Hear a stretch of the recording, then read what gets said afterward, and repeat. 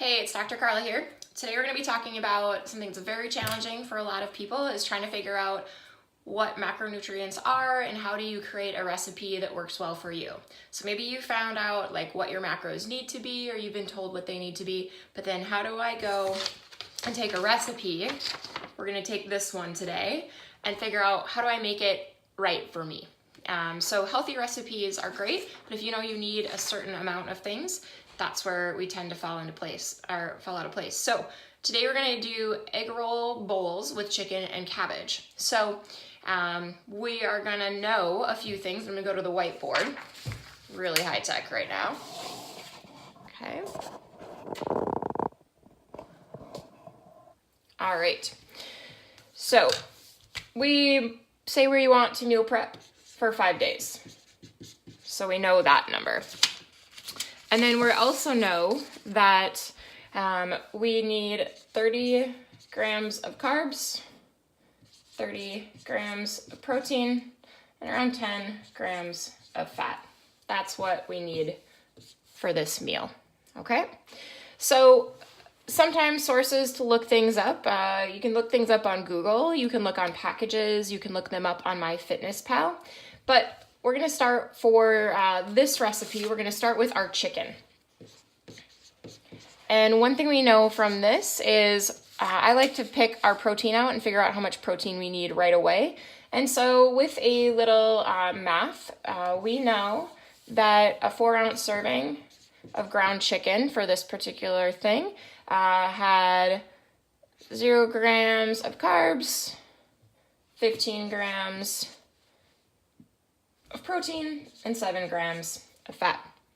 Now, thinking about doing a little bit of math, you might say, hey, like let's double that, but that's not gonna be the case because then once we get our vegetables in here, we're actually gonna be over. And we also know that meat comes in usually 16-ounce packages. So we're gonna jump to a 32-ounce package. So we're gonna take everything times 8. And we get, so that's 32 ounces. So we have 0, 120, and 56. We also need to know that we need to divide by 5 because we are gonna meal prep for 5 days. So our chicken, we have 0 grams of carbs, we have 24 grams of protein, and we have 11.2. I just take the 2 off. I say like, we don't really need to do that much math. So for chicken, we know that this is our total amount per serving. This is a stir fry. So after we get done, we end up just breaking it all apart. So you might have a little bit more, a little bit less, but in general, this is what yours are going to be. Now this particular recipe calls for 2 tablespoons of vegetable oil. Well, we know that our fat is already a little high. So if you can just use your leftover chicken fat, we don't need to use our extra oil unless you're trying to get more grams of fat. So we're actually gonna not use that. We have 1 bag of coleslaw mix. So we know that in that bag, there's 36 grams of carbs, 8 grams of protein, and 2 of fat. So we're gonna divide that by 5. We get around 7 grams, 1.5, and 0.5. So per serving of our coleslaw, this is what we have. Now we're on to our chicken broth. And we know that in a half a cup, we have 0.5, 1, and 0.3. These are just taken off packages. And so that's for the entire cup. And so that's a pretty negligible amount. So that's something you can either choose to add it in or not. I didn't in this particular one. And then we've got an onion.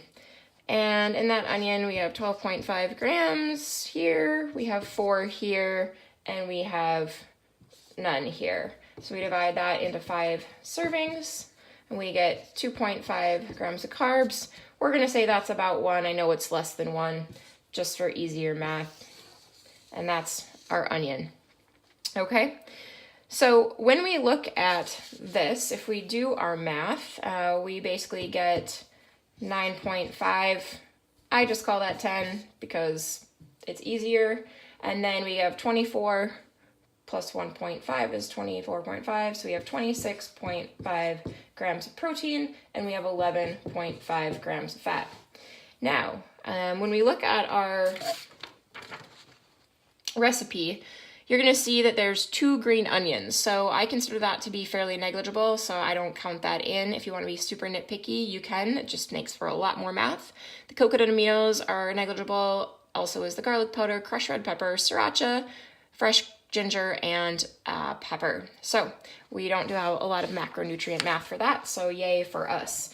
So in the grand scheme of things, we know that, slide that up, we need 30 grams, and 10. So we are plus 1.5 on our fat. We are negative 3.5 on our proteins. We're a tiny bit short, and we're negative 20 grams of carbs. So what you can do for this recipe is you can either substitute in 20 grams of carbs by some other source. So you can do fruit. Maybe you want to add in extra coleslaw. You can do the math for that. Or maybe you want to add in some rice into your stir fry. So you have an option. So this would be where our biggest gain would be on this recipe to make it to our 30, and our 10. Hope that helps you out with figuring out some macronutrients for your favorite recipes.